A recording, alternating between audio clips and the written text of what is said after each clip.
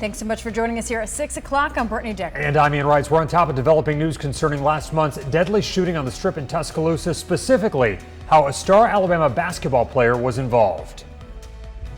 We've known the situation since we've been fully cooperating with law enforcement the entire time.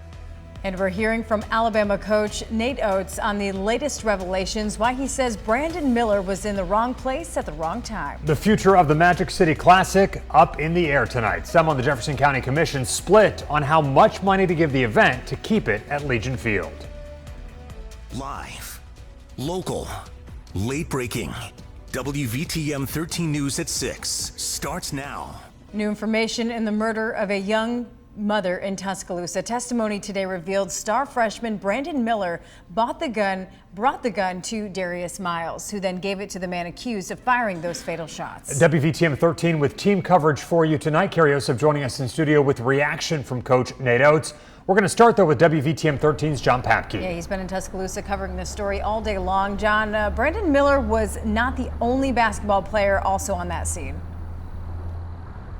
Well, yes, in fact, a detective revealed today that teammate Jaden Bradley actually was with Darius Miles and his friend Michael Davis when they first approached victim Jamia Harris's car. But it's who investigators say brought the murder weapon to the scene that created the biggest shockwaves of the day. During the 5 weeks since losing her daughter Jamia Harris, DeCarla Hurd's world has turned upside down. I haven't stopped being angry. I haven't stopped long enough to grieve because I'm so angry. She has a 5-year-old son that's still at home waiting on his mom to come home. She's not gonna come home. Today she sat in a courtroom listening to testimony about what led to her daughter's death. Former Bama basketball player Darius Miles and friend Michael Davis are accused of killing her near the Strip on January 15th. Today, investigator Brandon Culpepper revealed Miles texted teammate Brandon Miller to bring Miles's gun to the scene after a heated exchange with Harris and her boyfriend. Culpepper claimed Davis later walked up to the SUV and said, "I told you I was going to get you." Then shots rang out. Davis's attorney claimed he fired the gun second and in self-defense. There was also testimony that Miles saw Harris's boyfriend with a gun first. But prosecutors argued the former Bama player and his friend were responsible for claiming Harris's life. My daughter was ambushed, is what happened. It was a premeditated attack on her. Leaving behind a little boy with plenty of haunting questions. He asked me what happened and where are the bad guys. And he needs to know that the bad guys are going to jail and they'll be there for a long time. Hurd said she would not accept a plea deal in her daughter's death.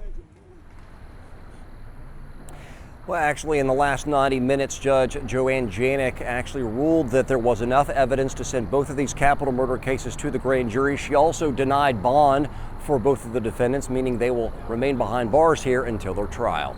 Live in Tuscaloosa, John Papke, WVTM 13.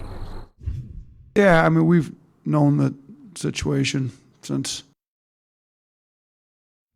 Nate Oats already addressing the new information at his weekly press conference today. Yeah, I want to get over to WVTM 13's Carrie Osip. She's live in studio tonight. So Oats says Brandon Miller was, quote, in the wrong spot at the wrong time. Yeah, interesting choice of words from Coach Oats after we learned today that star freshman Brandon Miller had an alleged involvement in that fatal shooting. He also shared that they knew about it when asked for his response after it became public in court this morning. Here is part of Nate Oats' response altogether. Again, knowing that we had this trial today, I mean, you think of Jamia and her family and Kane, really think about her son Kane that was left behind. So it's sad. We knew about that. I mean, you can't control everything anybody does outside of practice. Nobody knew that was going to happen. College kids are out. Brandon hasn't been in any type of trouble, nor has he in any type of trouble in this case, like in the wrong spot at the wrong time. And at this time, there does not seem to be an indication that Miller or other teammates allegedly involved in this will face any other penalty. The team is set to play on the road at South Carolina tomorrow.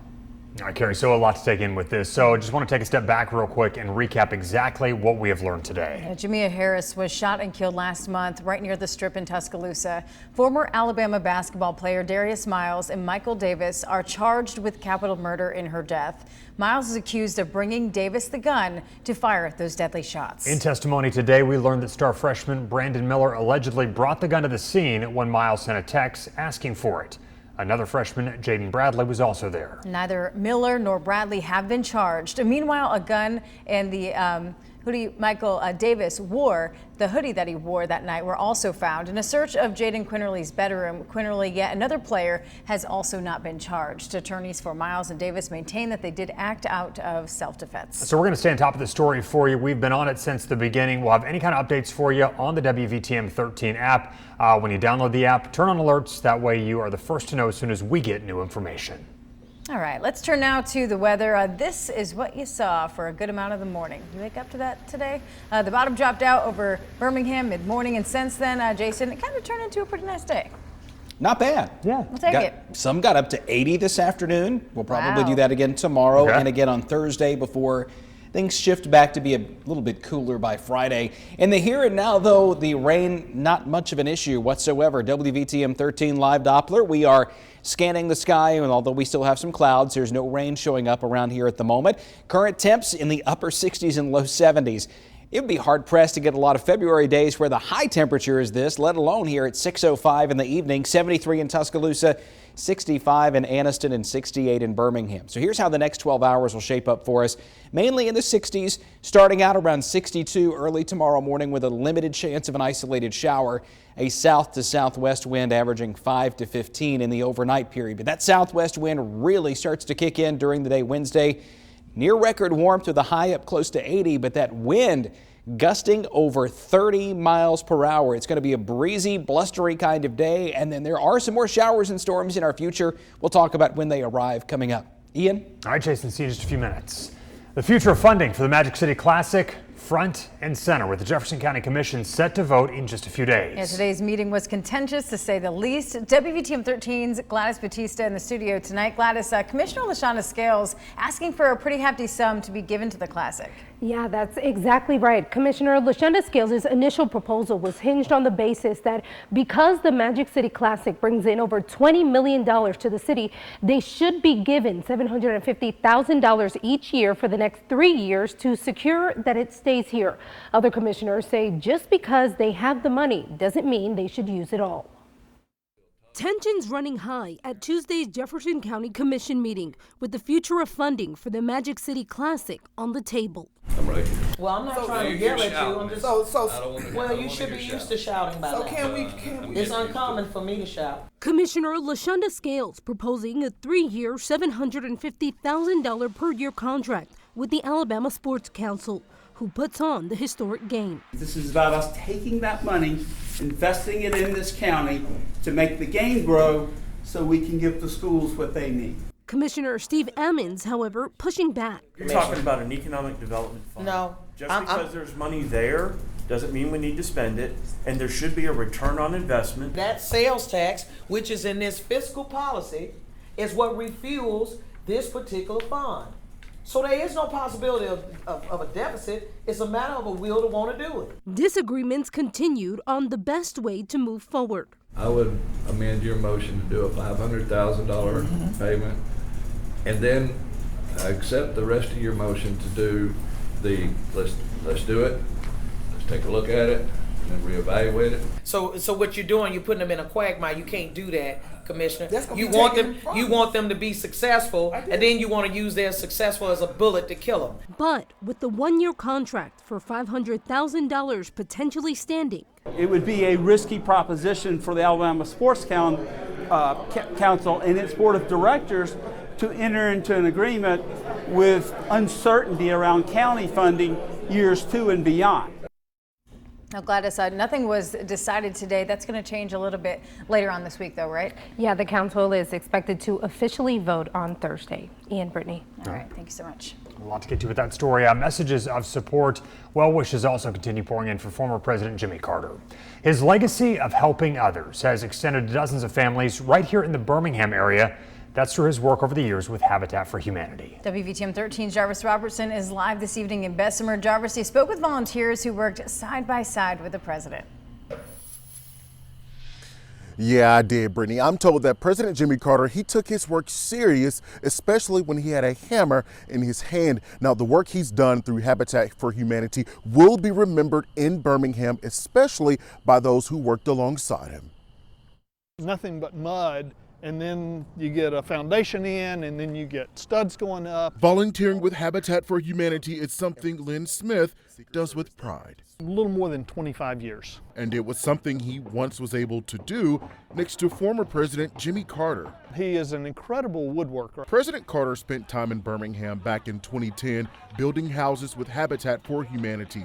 Smith says the experience is one he'll never forget. He is incredibly approachable, very down to earth, just almost like a common person that happened to be a president. They were here for a few days, helped us complete 25 houses that we did some repairs on and some new construction. Charles Moore runs the Birmingham chapter of Habitat. He says the president knew how to make a difference. I think he knew that he could use his influence to make a difference in the world, especially in the area of housing. And so he aligned himself some 40 years ago with Habitat. We need to find those skills and talents that we have and hopefully be able to use those to help others. And doing for others is where he shined the most. The theology of the hammer is we may disagree on lots of things, politics and everything else under the sun, but there's one thing we can agree on. We can pick up a hammer and we can help a family who has a housing need. Now, officials and volunteers tell me they are always ready for volunteers to come out and help with projects. Reporting live in Bessemer tonight, I'm Jarvis Robertson, WVTM 13. Happening right now, Alabama State Representative Wandalyn Gavon holding a town hall meeting at Parker High School. This is discussing the future of Birmingham Southern. So here's a live look inside that meeting. It's going on right now. Concerned citizens, alumni, faculty, and staff, they are all expected to be there in attendance tonight. We've talked a lot about the school recently. They are asking for millions of dollars to keep the doors open, facing financial difficulties. We've got a crew at the meeting. We'll let you know what's talked about, and if anything's decided, we'll certainly bring that to you here and on the WVTM 13 app. Still to come at 6, student loan payments are set to resume later on this year, but when that may be is still up in the air. And coming up a bit later at 6:30, a popular restaurant that's been in our area for decades is finally expanding. People across the country know about us and will come eat with us. WVTM 13 News at 6:30, the only place you can find local headlines that matter. Live, local, and late breaking until the top of the hour.